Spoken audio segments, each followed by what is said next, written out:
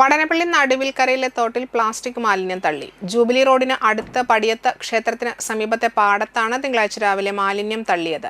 സ്ഥലം ഉടമ അറിയാതെയാണ് 2 പെട്ടി ഓട്ടോ നിറയെ മാലിന്യം കൊണ്ടുവന്ന് തള്ളിയത്. ചെറിയ മഴയിൽ പോലും കനത്ത വെള്ളക്കെട്ടുള്ള ഭാഗത്ത് കുളത്തിന് സമീപം മാലിന്യം തള്ളിയത് പ്രദേശവാസികളെ ദോഷകരമായി ബാധിക്കും. ഇടശ്ശേരിയിലെ സ്വകാര്യ സ്ഥാപനത്തിൽ 1.5 വർഷം മുമ്പ് കുന്നുകൂടി കിടന്നിരുന്ന മാലിന്യമാണ് ഇപ്പോൾ എടുത്ത് പാടത്ത് നിക്ഷേപിച്ചത്.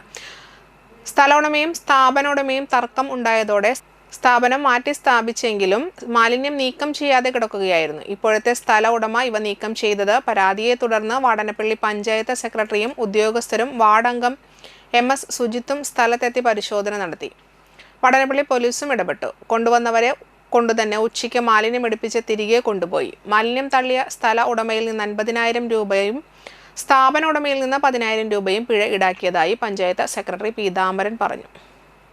ഇന്ന് രാവിലെ 2 വണ്ടികളിലായി വടനപ്പള്ളി ഗ്രാമപഞ്ചായത്തിലെ 11-ാം വാർഡിൽ